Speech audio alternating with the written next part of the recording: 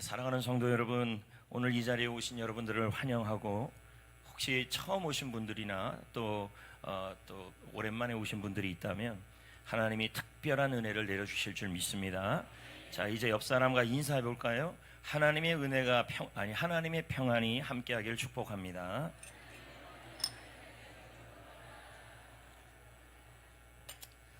여러분, 앞으로 4주 동안 저희가 용기 찾기 시리즈를 잠깐 멈추고 부르짖는 기도에 대한 말씀을 나눌 겁니다.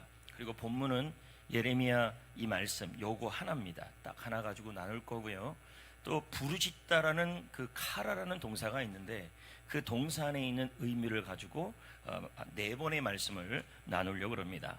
특히 이 기간에는 특별 새벽 기도가 들어있는 주간이기에 여러분들이 이 말씀을 잘 듣고 특별 새벽 기도를 잘 준비하여서 특별 기도회에 여러분 대박 응답 받기를 축복합니다. 여러분, 제가 한번 여러분에게 질문을 하겠습니다. 요즘 살기 괜찮나요? 안 괜찮은 분들이 훨씬 많을 겁니다. 우리의 삶을 살다 보면요, 주위에서 전쟁 소식이 있어요. 지금 여러분 저기 중동 지역에는 일촉즉발이라 그러지 않습니까? 이란하고 지금 이스라엘하고 중국은 빠지고, 그리고 우리는 또 경제 걱정도 하고 건강 문제, 사람들의 갈등, 이런 것들이 있어요. 우리는 이런 걸 뭐라 그러냐면 내가 내 힘으로 할 수 없어요. 이런 상황이 오면 이런 걸 우리는 뭐라 그러냐면 한계 상황이다, 또는 막다른 골목이다 라고 얘기합니다. 근데 재밌는 것은 오늘 우리가 읽은 이 예레미야라는 사람이 바로 이 막다른 골목과 한계 속에 있었습니다. 그리고는 하나님께서 이 예레미야에게 말씀하시기를, 너는 내게 부르시리라, 내가 내게 응답하겠고 내가 알지 못하는 그거 은밀한 일을 내게 보이리라, 이렇게 말씀을 하셨어요. 이거 참 여러분들이 수없이 들어봤던 설교 중에 하나일 겁니다. 여기에서 또 뭐가 또 나올 게 있는가? 여러분, 하나님의 말씀은 생수입니다. 샘물입니다. 솟아도 또 새로운 게 나오는 것이죠. 오늘 이 말씀을 통하여 여러분들 아주 중요한 진리가 발견이 됩니다. 그것이 무엇이냐면 절망의 한계의 순간에 절규의 기도를 드리면 하나님은 절묘한 응답으로 주신다. 이게 오늘 말씀의 중심 문장입니다. 자, 그러면 오늘 다 같이 함께 오늘 말씀 속으로 들어가 보겠습니다. 1절입니다. 예레미야의 상태를 보자고요. 시작. 예레미야가 시위대 뜰에 잡혀 있을 때, 예레미야가 시위대 뜰에 잡혀 있었다, 이렇게 시작이 됩니다. 근데 바로 이때, 바로 요 상황에 하나님이 뭐라 그랬냐면 네가 살아갈 방법은 부르짖는 것밖에 없다, 이렇게 얘기를 한 거예요. 그러면 예레미야라는 사람은 어떤 사람이냐? 너무도 파란만장한 사람이에요. 젊은 나이에 하나님의 선지자로 부름을 받았어요. 근데 삶이 굉장히 순탄치가 않아요. 그의 인생은 한 줄기 빛도 스며들지 않는 깜깜한 동굴 같은 상황입니다. 그러니까 아까도 제가 설명했지만 감옥에 갇혔단 말이에요. 그러면 그가 그 감옥 안에서 할 수 있는 일이 없어요. 근데 재밌는 것은 이 사람이 복음을 전하다가 이렇게 된 거예요. 저는 여기서 생각할 수 있는 게 뭐냐면 예수 믿는 사람도 한계 상황에 올 수도 있다는 거예요. 그리고 열심히 예수 그리스도를 믿는 사람에게도 이런 어려운 상황이 올 수도 있다는 거예요. 그러면 예레미야가 왜 이런 한계의 상황이 왔고 절망의 상황이 왔느냐? 그거는 말씀을 전하는데요, 바벨론의 침략과 그리고 예루살렘의 멸망을 전했어요. 그러니까 유다왕 시드기야가 좋아하겠습니까? 백성들이 좋아하겠어요? 미움을 받았죠. 관계는 무너졌죠. 거기다가 이제 어떡합니까? 한계 상황이 감옥에 들어가게 돼버린 것입니다. 이때 이 예레미야의 마음이 얼마나 두려웠고 불안했겠습니까?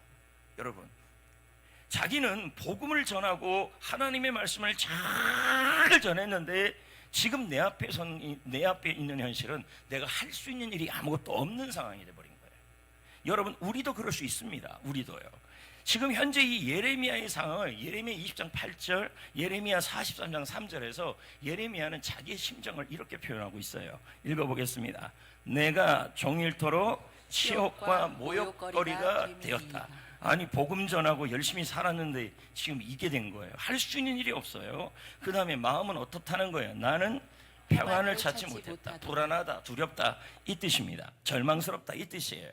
여러분, 절망이라는 것은요 이런 의미가 있잖아요. 더 이상 살아날 어떠한 가능성도 보이지 않는 상황, 쉽게 말하면 내가 할 수 없는 상황이 절망입니다. 그림으로 한번 표현해 보면요, 여기 그림에 어두운 방 안이에요. 근데 제가 여기다가 만약에 어두운 방이라고 하면 그냥 시커먼 거 하나 올려놓으면 될 것 같지 된단 말이에요. 그렇죠? 그러기는 방인 건 또 알려줘야 되니까 제가 빛은 하나 집어넣은 겁니다. 사실 이 오늘 설교는요 지난 월요일 날 다 타이핑이 끝난 상황이었어요. 근데 이걸 묵상을 하는데 전체 설교가 수정이 돼버렸어요. 어제 하루 종일 이걸 수정했고, 또 퇴근하고 나서 집에 갔다가 좀 있는데 또 수정이 돼버렸어요. 그러니까 또 와가지고 새벽에 와가지고 또 하고 그림 새로 만들고 설교 다시 치고, 굉장히 하나님이 설교를 수정을 많이 시켰어요. 처음에는요 여러분 해파리가 막 나오는 설교였어요. 지금은 해파리도 안 나와요. 우리 인생 여러분의 가정의 상황이 빛도 없는 거예요. 그렇다면 이건 절망과 환경이죠. 내가 할 수 있는 일이 없어요. 건강 의사 선생님들이 나의 건강에 대해서 말하기를 뭐라고 말하냐면 더 이상 우리가 할 수 있는 일이 없어요. 이게 바로 한계 상황이고 막다른 골목이고 절망인 거죠. 제가 그림 또 하나를 보여주면요, 미로입니다. 이 미로라는 그림을 보면요, 여러분 미로 중에서도 가능하면 여러분들이 정신 못 차리는 미로면 좋겠다고 생각을 했어요. 그러니까 이거 보니까 빠져나갈 수 있겠어요, 없겠어요? 없겠어요. 아무리 걸어도 출구, 이쪽으로 가도 막다른 골목, 하나 무슨 방법이 있다 그래서 이쪽으로 가도 막다른 골목. 그러니까 온통 그 막다른 골목 왔다 갔다 하면서 이렇게 이제 미로 같은 상황에 처해져 있다는 거죠. 근데 우리의 인생을 보면요 딱 이 미로 같아요. 자녀에 대해서 생각을 해요. 그래서 자녀 문제를 갖고 열심히 해봤어요. 근데 열심히 해봤는데 결국 뭐냐면 입에서 이런 말이 나와요. 내가 이 아이를 위해서 해줄 수 있는 게 없네. 내가 어떻게 해야 좋을지 모르겠네. 그 입에서 나오는 말이 뭐냐면 내가 한계 상황에 다다를 때가 있다는 거예요. 내 마음대로 안 된다는 거죠. 그리고 건강도 아까도 말했지만 건강의 미로 속에 빠진 분들이 있어요. 아무리 노력을 하고 아무리 힘을 내고 아무리 건강을 위해서 해서 이렇게 좀 맨발로 걸으면 좋겠다, 그거 돼봤단 말이에요. 그리고 또 번데기 좀 먹으면 좋겠다, 먹어봤거든요. 염소 먹으면 좋겠다, 먹어봤거든요. 근데 여러분, 운동도 안 하는 목사님은 오래 사는데 여러분 운동도 안 했던 여러분이 갑자기 막다른 골목이 오는 거예요. 그것도 운동을 많이 했는데. 그러면서 생각하기로 무슨 마음이 드냐면 이제는 내가 할 수 있는 일이 없다는 생각이 자꾸만 드는 거죠. 이게 절망이고 한계 상황인 거죠. 또 여러분들 가정도 마찬가지입니다. 가정도 한번 잘해보려고 시작을 했어요.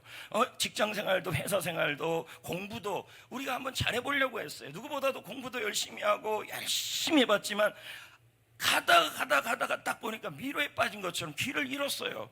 도저히 내 방법으로 길을 찾을 수가 없어요. 그래서 우리 입에서 나오는 말이 뭐냐면 나는 어떻게 해결할 수가 없다, 나는 이 상황에 어떻게 할 수가 없다. 이게 바로 절망이고 가능성도 없는 한계 상황이고 막다른 골목입니다. 이런 절망을 주는 원인이 한 4가지가 있어요. 그림에 보면요, 부담스러운 책임, 거절과 오해, 지속되는 어려움, 영적 고립감, 이런 것들이 있습니다. 아무튼지 간에 여러분, 우리는요 이 자리에 있는 분들 중에서 뭐래도 하나 미로에 빠져 있는 분들이 있을 거라는 거죠. 이렇게 막 갔어요. 자녀를 위해서 이렇게 교육하면 되겠다 갔어요. 나는 이거면 될 거라고 했어요. 갔는데 내가 할 수 없는 상황이 또 와버려요. 또 물질 문제를 갖고 회사를 잘 운영했는데 그래서 요렇게만 하면 될 것 같아요. 그 사람이 도와주기만 하면. 그걸로 딱 갔어요. 근데 또 한계 상황이 와버려요. 막다른 골목. 입에서 나오는 말이 내가 할 수 있는 일이 없네. 미로에 빠진 거죠. 가정도 마찬가지입니다. 뭔가 풀어보려고 이렇게 해봤는데 결국은 또 막다른 골목이고, 직장 문제도 마찬가지고 우리는 이런 막다른 골목 앞에서 마음속에서 이런 마음이 드는 겁니다. 내가 할 수 있는 게 하나도 없네. 도대체 나는 어떻게 하면 좋냐. 가정일, 직장일, 회사일, 인간관계, 사랑관계도요, 내가 풀어볼래도 풀어볼 수가 없는 미로 속에 빠진 거예요. 공부도 마찬가지고 건강도 마찬가지고 도저히 전도하는 것도 마찬가지예요. 도저히 길이 안 보이는 그런 막다른 골목 안에 우리가 처해질 때 우리는 입에서 뭐가 나오냐면 도저히 어떻게 하면 좋을지 모르겠다. 가슴에 무거운 돌 하나를 얹어놓은 것처럼 이렇게 답답함을 느낀다는 것입니다. 여러분, 그러나 오늘 이 상황에 처해 있는 사람도 예레미야였어요. 복음을 전하고 말씀을 전하고 열심히 살았습니다. 열심히 살았는데 결과는 뭐였냐면 바로 인생의 미로 속에 빠져버린 거예요. 내가 도저히 나올 수 없는 상황 속에 들어가 버린 거죠. 이런 상황에서 주님이 뭐라 그러냐면 너는 내게 부르짖으라 이렇게 말씀하셨어요. 잠깐 볼까요?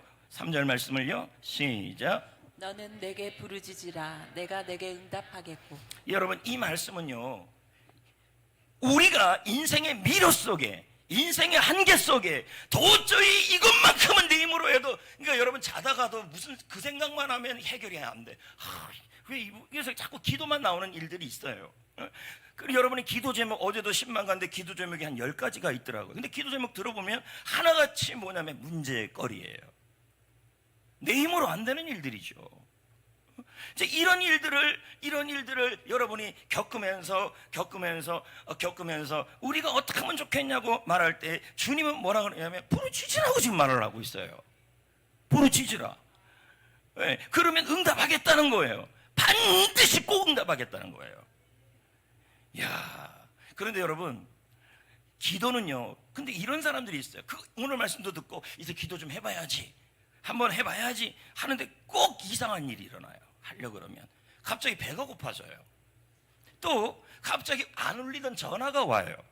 그리고 카톡이 와요. 이게 마치 뭐가 똑같냐면 다이어트를 시작하면 갑자기 치킨이 생각나는 똑같아요.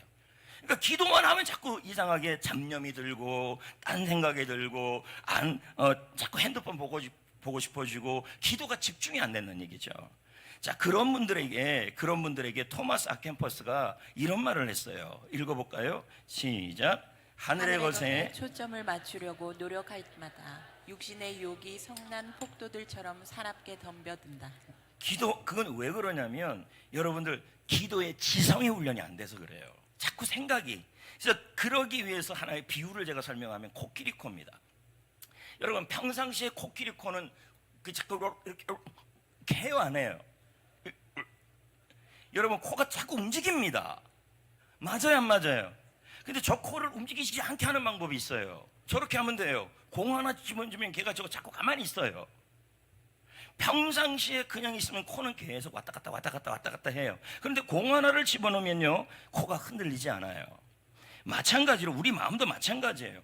기도하려고만 하면 자꾸만 해야 할 일이 떠오르고 걱정거리가 생각나고 심지어 오늘 저녁 뭐 하나 이것까지 생각이 납니다. 자, 이때 필요한 것이 공이 필요합니다. 그 공이 바로 무엇이냐면 하나님의 말씀입니다. 여러분, 하나님의 말씀, 하나님의 약속을 꽉 공으로 잡으면요, 우리의 마음이 잡념에서 떠나가고 하나님의 마음에 우리의 마음이 흔들리지가 않아요. 그래서 여러분, 기도가 잘 안 되는 사람, 잡념이 많은 사람들 보면요, 뭐가 있냐면 성경을 많이 안 읽어요. 자, 이희노 목사님 말씀 한번 들어볼까요? 시작. 말씀을 묵상하고 경건서적을 성령이 기도의 영으로 불타오르도록 연료를 부어주신다. 그러니까 무슨 말입니까? 하나님의 말씀을 많이 읽고 묵상하고 필요할 때 경건서적도 많이 읽고 기도에 관련된 책들을 많이 읽으면요, 그때 그 주간에는요 바로 이 말씀이 충만해진다는 얘기예요. 더 중요한 것은 이것도 좀 거시기 하다 그런다면요, 여러분이 이 예레미야 33장 3절을 딱 붙잡고 기도하면 돼요. 왜요? 하나님의 말씀은 우리를 흔들리지 않게 하기 때문이에요. 그런데 성도 여러분, 여기서 중요한 것이 이 부르짖다라는 카라라는 동사예요. 이 카라라는 동사의 의미가 여러 가지가 있는데 그 중에 하나가 뭐냐면 이런 의미예요. 조용히 드리는 기도가 아니에요. 이 카라는요, 속으로 하는 기도가 아니고 입으로 소리를 내는 기도예요. 그리고 특히 뭐냐면 하나님의 도움을 구할 때 이 카라라는 단어를 써요. 그래서 이걸 다른 말로 표현하면 절규예요. 절규. 하나님 도와주세요 하는데 어떻게 하는 거냐면 절규하듯이 부르짖는 거예요. 이렇게 부르짖는 것이 뭡니까? 바로 막다른 골목에서 나오는 길이라고 지금 얘기를 해주고 있는 거예요. 그럼 여러분, 제가 한자로 보니까 절규가 뭐냐 봤더니, 여러분, 끊을 절자에 부르짖을 규두라고요. 그래서 말이 좀 이상하다 그랬어요, 제가. 절규는 끊어서 하는 기도인가? 끊어서 부르짖는 건가? 이제 이렇게 생각이 드는 거예요. 그래서 계속 찾아보니까 그런 의미가 아니에요. 절규라는 건 이런 거래요. 예? 끊어질 듯한 외침인데, 예? 너무 원해서 강렬한 그 감정이 폭발하는 순간에 그 간절함 때문에, 그 강렬함 때문에 몸도 마음도 끊어질 듯한 고통을 느낄 정도로 하는 게 절규라는 거예요. 예전에 여러분, 단장의 메아리라는 그런 노래도 있었고, 중국 한자 성어에 보면 단장이라고 있었어요. 이 단장이란 말은 창자가 끊어진다는 얘기예요. 그러니까 뭡니까? 부모가 있는데 그 부모가 원숭이 어미가 있는데 새끼 원숭이가 잡혀갔을 때 새끼 원숭이를 따라가면서 그 새끼 원숭이를 구하려고 하는 그 울음이 있었거든요. 근데 그 어미 원숭이가 죽었어요.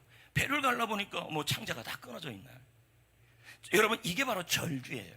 절규. 부르짖으라는 말은 여러분 이런 의미예요. 절망 앞에서 몸이 끊어지고 마음에 고통이 느낄 정도로 부르짖어봐라. 하나님의 도움을.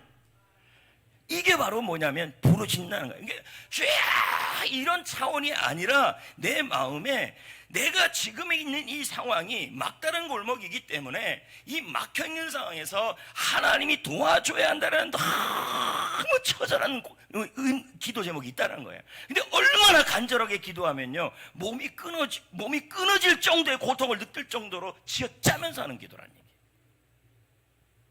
근데 여러분, 제가 이런 생각이 들었어요. 지금 분명하게 예레미야에게 너가 거기서 나올 수 있는 것은 부르짖는 것인데 왜 저렇게 절규의 기도를 원하시는 거예요, 하나님이? 좀 조그맣게 좀 기도하지, 목도 자꾸 성대 결절도 오는데 이런 생각이 왜 안 들겠습니까? 근데 제가 묵상하다 보니까 하나님이 부르짖는 것을 좋아하고 절규의 기도를 좋아하는 이유가 있어요. 그게 뭐냐면 자신의 한계를 인정하고 하나님의 도움을 겸손하게 고백하는 거, 이게요. 다른 말로 표현하면 이겁니다. 아까 제가 자녀 문제 얘기를 했어요. 건강 문제. 자, 건강 문제를 내가 해결해 보려고 그랬어요. 자녀 문제를 내가 해결해 보려고 그랬어요. 그렇더니 막다른 골목이 나왔어요. 내가 할 수 있는 일이 없어요. 그래서 이렇게 고백하는 거죠. 하나님, 나의 건강은 내가 해결할 수가 없어요. 나의 가정의 일은 내가 해결할 수 없어요. 나의 물질은 내가 해결할 수 없어요. 해결할 수 없어요 라고 멈추면 열등감이에요. 해결할 수 없어요. 그래서 하나님이 필요해요. 하나님의 도움이 필요해요 라고 고백하는 게 겸손이에요. 여러분, 야고보 4장 6절에 뭐라 나오냐면요, 하나님은 교만한 자를 물리치시고 겸손한 자에게 은혜를 주신다 그래요. 이게 겸손이에요. 제가 말씀을 묵상하면서 이걸 어떻게 설명하면 성도들이 이 절규를 이해할 수 있을까라는 고민을 했어요. 그런데 딱 생각나는 게 뭐냐면 갓난아기였어요. 예를 들면 이런 거죠. 어느 가정에 갓난아이가 있었어요. 근데 이 아이가 스스로 할 수 있는 게 없어요. 이 아이가 뭘 먹을 수도 없고 혼자, 그리고 옷을 입을 수도 없고 씻을 수도 없어요. 아이가 할 수 있는 게 없어요. 이 아이가 나는 할 수 있는 게 없다 그래서 체념하고 있으면 이건 열등감이고 좌절이에요. 근데 이 아이는요, 뭐냐면 자기는 아무것도 할 수가 없어요. 아무것도 할 수 없어요. 먹는 것도, 웃을 수 있는 것도, 아니, 옷을 입는 것도, 씻는 것도, 그리고 젖병 먹는 것도 이 아이는 할 수 있는 게 하나도 없어요. 그런데 이 아이가 유일하게 할 수 있는 게 하나 있어요. 절규예요. 울음. 그렇게 이 울음 속에 뭐가 들어있냐면, 나는 아무것도 못해, 기저귀가 못 가라, 엄마 필요해, 엄마 도와줘. 이게 절규예요. 근데 이 아이가 그냥 운지 아세요? 생존이에요, 이게요. 저는 여러분에게 한번 도전하고 싶어요. 여러분의 막다른 골목 앞에서 이렇게 생존과 연관된 강력한 기도, 몸이 끊어질 정도로 그렇게 간절하게 부르짖어 봤냐는 거죠. 이 아이는요 주로 언제 우냐면 배가 고파요, 아파요, 뭐가 불편해요. 그러면 이 아이는 그때 내가 할 수 있는 게 아무것도 없어요. 그러면 뭐해? 이 아이는 그냥 울기만 해요. 엄마, 나는 아무것도 할 수 없어요. 내가 할 수 있는 일이 없어요. 엄마가 필요해요. 엄마의 도움이 필요해요. 아빠의 도움이 필요해요. 이게 바로 뭐냐면 부르짖는 절규예요. 절규. 이 아이가 그냥 울지 않아요. 그리고 울음 잘 그치지 않아요. 해결 안 되면. 그렇게 울면요 엄마가 옵니다. 할 수 있는 건 엄마기 때문에. 와가지고 어떡합니까? 몸을 살피고 문제를 해결해주고 기저귀를 갈아주고 젖을 주고 잠을 재워주고. 여러분, 이 절규와 울음은요 굉장히 중요한 기도의 능력이에요. 근데 더 재밌는 건 뭔지 아십니까? 울음의 강도가 세면 셀수록 엄마 아빠는 더 빨리 움직여요.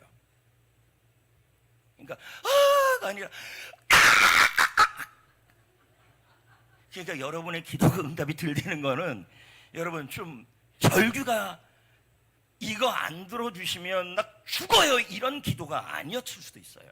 예레미야에게 하나님이 말씀하신 이 카라 부르짖다는 말은 바로 이 생존을 걸고 하는 기도였어요. 이 부모가 아이가 이렇게 운다고 해서 귀찮아하지 않아요. 그래서 제가 어젯밤에 이건 또 들어간 내용이니까 어젯밤에 좀 우는 걸 좀 보여줘야겠다. 애가 한번 보자고요. 어떻게 우나. 더 센 건 없더라고요. 이거 말고.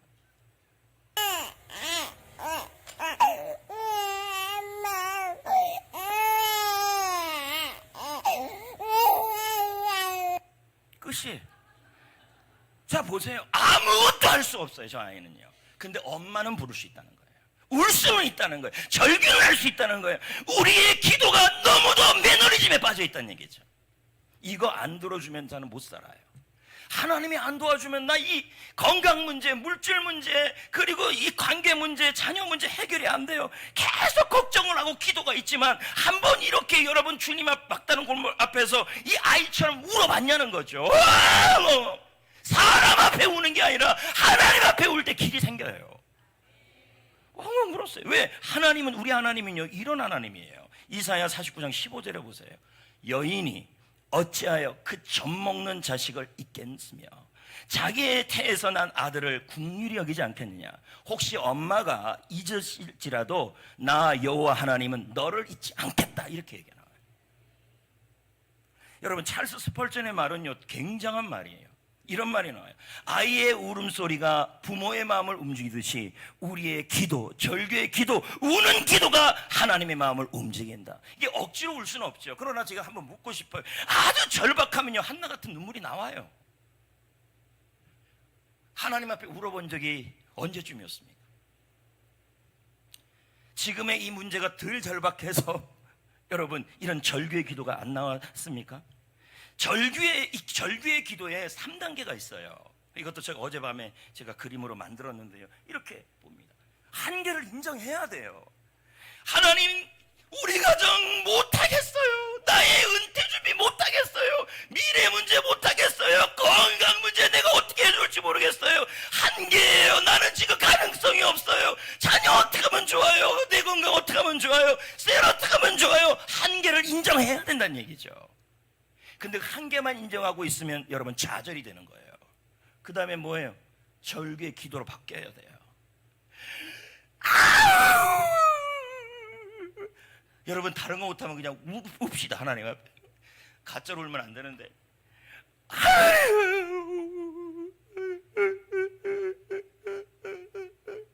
눈물이 나도록 당신 하나님 주님이 정말 필요합니다.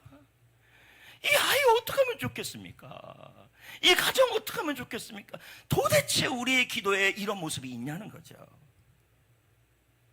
거기에 여러분 마지막으로 눈물이죠. 눈물. 이 상황을 해결해 주세요. 울어 한번 보십시오. 여러분 하나님 앞에서 너는 예레미야에게 예레미야야 너 복음을 전하다가 한계상에 들어왔느냐. 너무 복음을 전하고 싶었어 예레미야가. 오죽하면 여러분 예레미야에서 예레미야가 뭐라 그럽니까? 내 안에 말씀을 전하지 않으면 불이 불불 뜬 것 같은데 내가 그것을 전하지 못하는 한계 속에 있다까지 얘기를 해요. 그런데 하나님의 대답은 울으라는 얘기예요.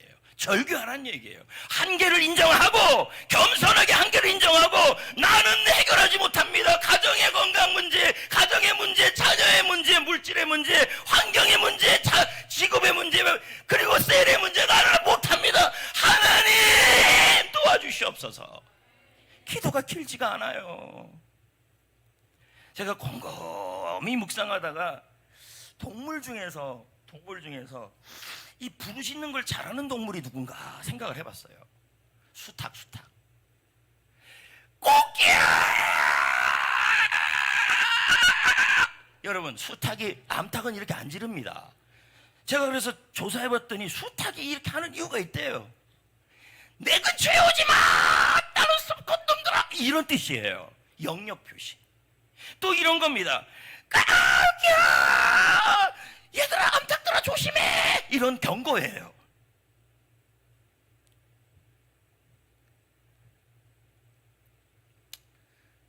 수탉의 우는 모습을 보여드리겠습니다. 자 보십시오. 놀라운 장면이 일어납니다. 꼬끼야!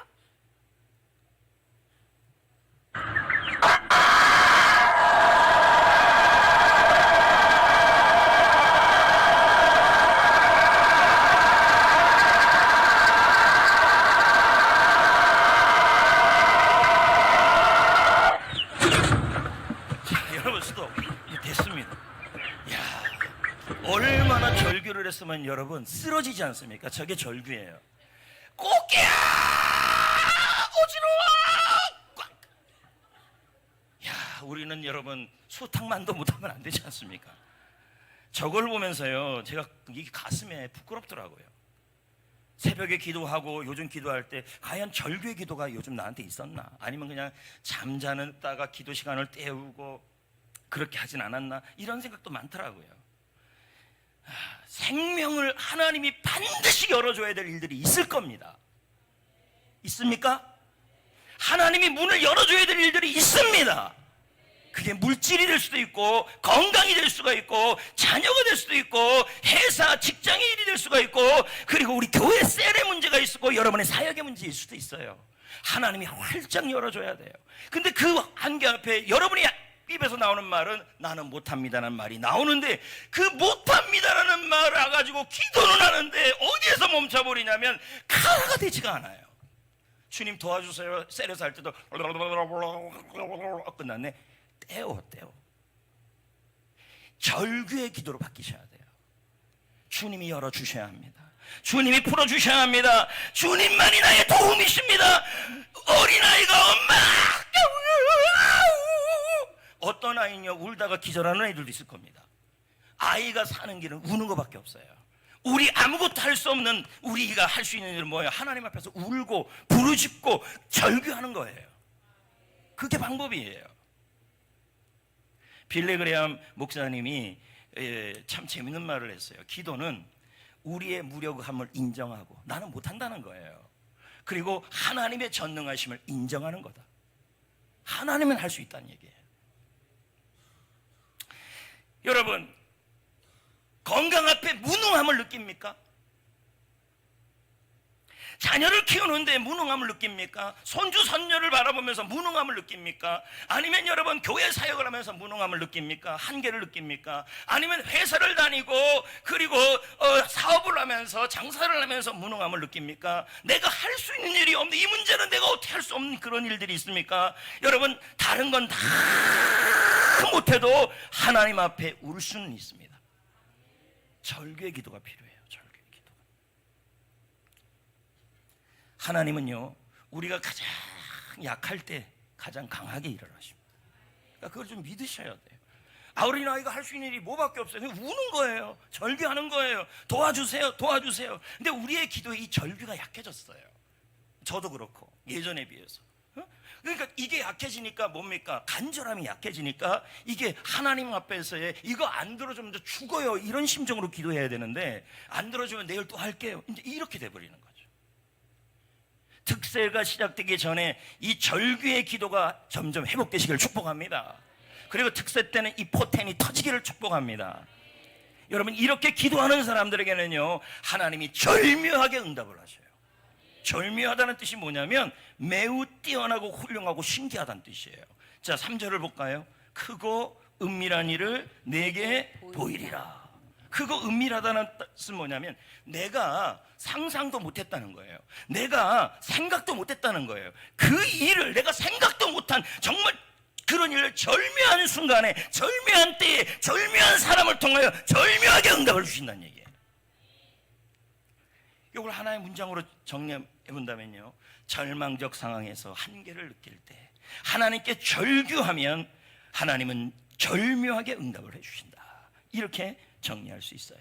그래서 제가 묵상을 하면서 원래 오늘 여기는 모세가 들어가 있었어요. 근데 새벽에 나와서 어제 밤이지 오늘 밤이지 하여튼 그래 나와갖고 기도하는데 하나님이 제 마음에 이사야를 생각나게 하시더라고요.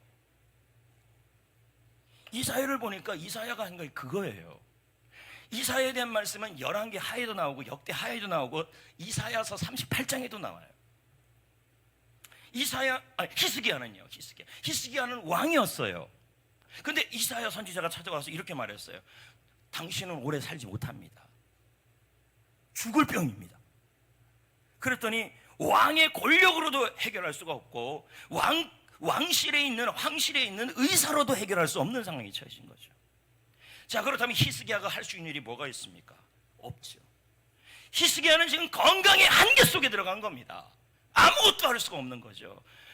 아무것도 할 수 없는 이때 히스기야가 어떻게 하냐면 자신의 한계를 인정해요. 하나님, 나의 이 건강의 문제를 내가 그러면서 히스기야가 이런 말을 해요. 하나님, 저는요 이 38장 전장에 보면 하나님을 위해서 종교개혁도 하고 하나님을 위해서 바로의 나라를 세우려고 그렇게 노력을 했는데 왜 나에게 이 병이 왔습니까? 이게 히스기야가 기도할 때 나온 내용이에요. 우리도 그럽니다. 정말 예수 잘 믿었는데, 잘 믿으려고 했는데, 정말 열심히 믿으려고 했는데 오히려 그런 믿었던 사람들에게 무슨 일이 일어나냐면 꼭 이런 한계 같은 상황이 와요. 겸손을 보기를 원하시는 거죠. 그래서 히스기야가 어떻게 합니까? 한계를 인정하고, 그래 하나님이 이게 죽을 병이네요. 나의 생명은 여기서 끝나네요. 내가 할 수 있는 일이 없어요. 하나님, 나를 좀 살려주세요. 그러면서 히스기야가 마치 아무것도 할 수 없는 어린아이처럼 갓난아기처럼 하나님 앞에 웁니다. 울어요.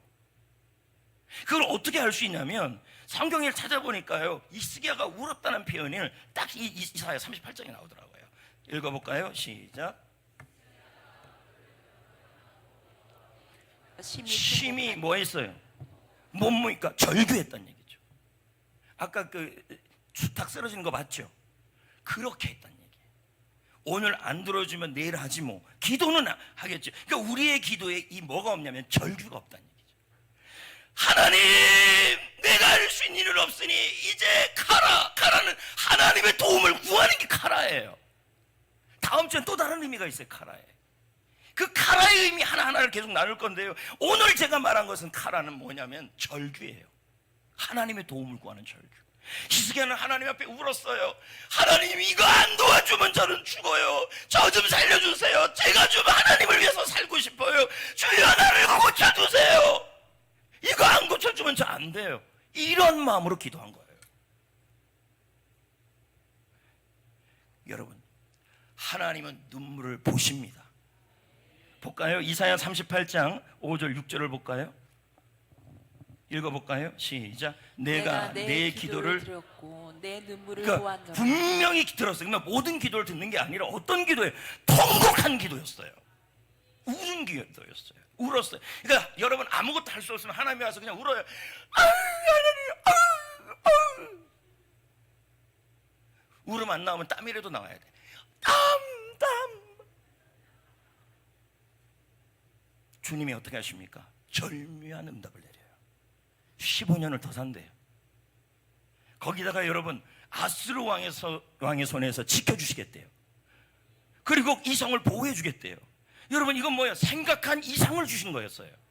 기대한 이상, 예상 밖의 응답이에요. 통곡의 기도는 이런 은혜가 있어요. 제가 신학대학 1학년 때요. 신학대학 1학년 때 이제 모든 걸 다 포기하고 싶을 때가 한 번 있었어요. 다 포기하고 내 인생에 지진이 일어난 것 같은 거죠. 지진이 일어나니까 할 수 있는 게 뭐가 있겠습니까? 사람 관계, 사명은 무너지고 사람 관계는 산산이 깨지고 숨쉬기도 어렵고 내가 할 수 있는 일이 없었어요. 이제 1학년 1학기 때였죠. 하나도 내가 입에서 나오는 말이 나는 어떡하지? 나는 뭘 하지? 나는 할 수 있는 게 없네. 그러면 뭐 죽자, 이렇게 결론을 내렸어요. 컨클루전, 죽자. 그래서 여러분, 저수지 앞으로 갔어요. 들어가면 끝입니다. 들어가려는 찰나에 하나님이 저한테 이 마음을 주는 거예요. 야, 너 죽을 마음이 있으면 죽을 마음으로 기도 한번 해봐라. 그리고 죽어라. 이런 마음을 주셨어요. 뭔 말이냐면, 죽을 용기가 있으면 죽을 마음으로 한번 기도 한번 해보고 죽어라. 이렇게 마음을 주는 거예요. 그래서 그날 밤이 10시였어요. 이 10시가 제가 성령 체험을 했던 그걸 얘기하는 거예요. 그 10시에 선배 얘기는 빼놓고 바위 위에 올라가서 제가 한 건 우는 거였어요.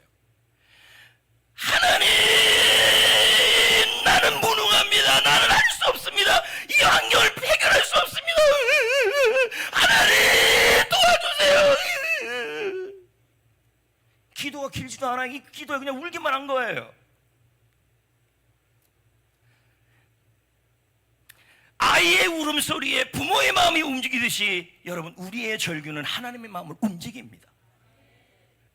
여러분, 제가 예전에도 말했지 않습니까? 내가 죽으려고 했던 그때 절규의 기도를 드렸더니 그 순간이 인생의 터닝 포인트가 됐어요.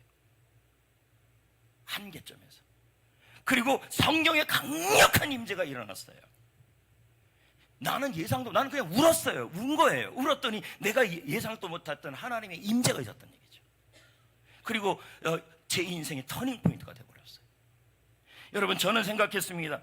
그 마지막이라고 했던 그 순간이 새로운 시작의 문턱이 될 줄은 상상도 못한 거죠. 포기하고 싶었던 그 순간이 승리의 시작점이 될 거라고는 상상도 못했다는 얘기죠.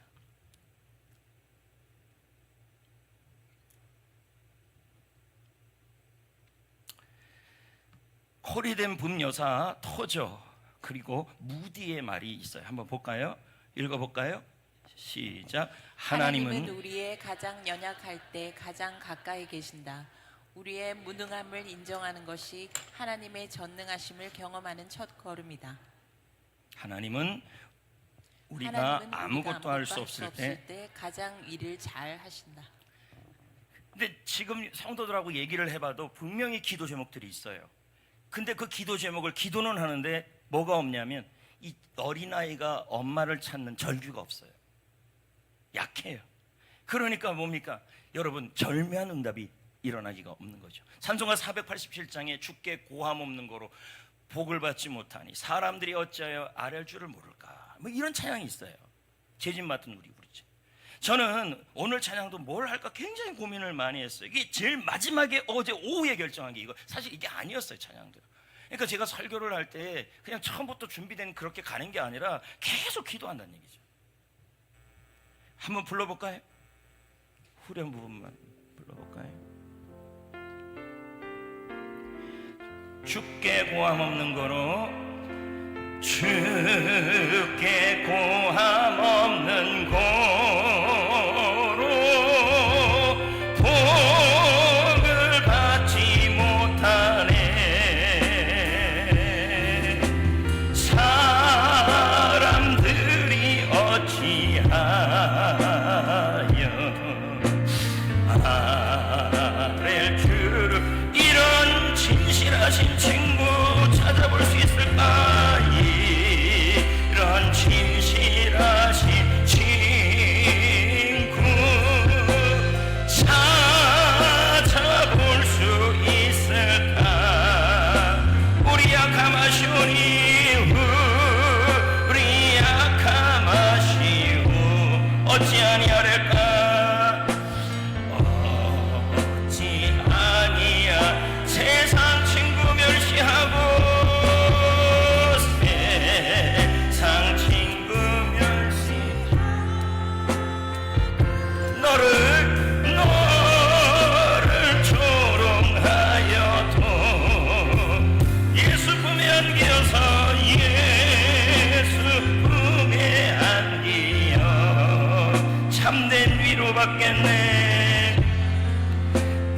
위로 이런 진실하신 친구 한 번 더요.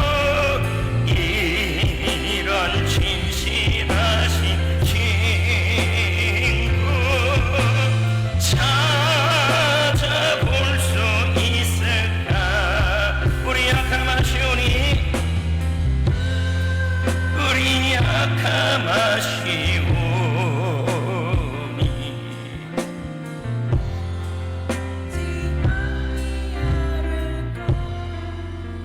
여러분, 필립스 브룩스하고 무디가요 다음과 같은 말을 해요.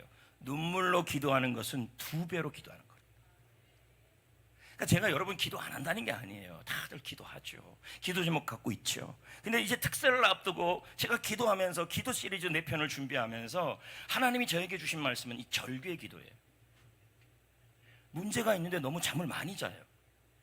해결하지 못할 일이 있는데도 그냥 아무렇지도 않아요. 지금 주님이 말씀하신 것은 겸손이에요.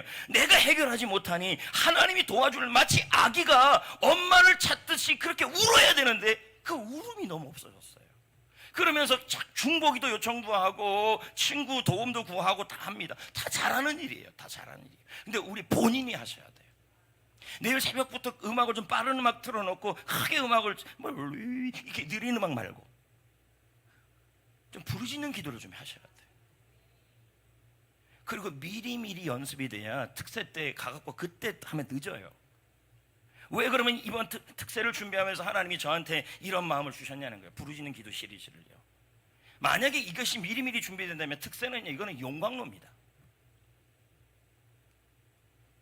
무디가 말하기를 기도의 열매는 눈물로 물을 준 이후에 나온다, 이렇게 나와요. 그러니까 여러분, 눈물이 안 나오면요 콧물이라도 좀 흘리시고, 콧물도 안 나오면 여러분 눈물 흘리는 가짜 눈물이 있어요. 그거라도 좀 흘리, 하여튼 노력이라도 좀 한번 해보자는 얘기죠. 그게 안 되면 가슴이라도 쳐보자는 얘기죠. 여러분, 절규의 기도가 다시 시작되기 위해서 여기 적용이 나와 있는 4가지예요. 매일 5분이라도 진심을 다해 하나님께 부르짖는 시간을 좀 가져보자. 꼭이야! 알죠? 그러다가 한번 쓰러져 보란 얘기죠. 5분이라도. 여러분, 내가 죽을 판인데 옆에 사람 신경 쓸 게 창피한 게 지금 있습니까? 내 문제가 지금 해결돼야 되는데 나는 성격상 창피한데요. 아이고. 그럼 애기가 누워갖고 나는 성격상 우는 스타일이 아니니까 이건 스타일이 문제가 아니라 생존이라니까요. 둘째, 상상 이상의 응답을 기대하며 여러분 미리미리 기도 제목을, 막힌 기도 제목을 준비하셔야 돼요. 그리고 예언을 하셔야 돼요. 예언. 여러분, 비행기도요 뜨기 전까지가 어렵지 한번 뜨고 나면 굉장히 잘 날아갑니다. 특세를 시작하기 2주 정도 3주 정도 남았습니다. 지금 예언을 좀 하셔야 돼요. 셋째, 여러분이 기도 마니또를 좀 선정을 하시는 게 좋아요. 기도 좀 해달라고, 나도 부르짖는 기도가 필요하다고. 넷째, 예레미야 33장 3절의 말씀을 하루에 10번씩 외쳐보세요. 내게 능력 주시는 자 안에서 너는 내게 부르짖으라. 내가 알지 못하는 크고 비밀한 일을 내게 보이라. 안 애워져요. 안 애워지면 여러분 부르짖으라. 이렇게라도 10번이라도 해보시라고요. 잡념이 없어집니다. 이제 말씀을 내주려고 합니다. 성도 여러분, 미러 속에 빠져 있습니까? 그래도 괜찮아요? 오늘 안 풀리면 계속 그 미로의 막다른 골목 앞에 있을 겁니까? 아니면 여러분 나와야 합니까? 나와야죠. 내가 할 수 없지요. 그렇다면 여러분 사람 앞에 울지 말고 하나님 앞에 웁시다. 아이같이 웁시다. 애기같이 웁시다. 천국은 결단코 어린아이와 같이 되지 않으면 갈 수 없다는 그 말은 다른 의미가 있는 것이 아니라 어린아이 같은 이런 겸손이 필요하다는 거예요. 난 못하니까 도와달라는 얘기죠. 하나님은 내 눈물을 보시고 내 기도를 들어주십니다. 아멘. 할렐루야. 오늘 말씀 한 문장으로 정리하겠습니다. 절망의 순간에 절규의 기도를 드리면 절묘한 응답을 받는다. 기도 외에는 방법이 없어요. 그 기도가 회복되시기를 축복합니다.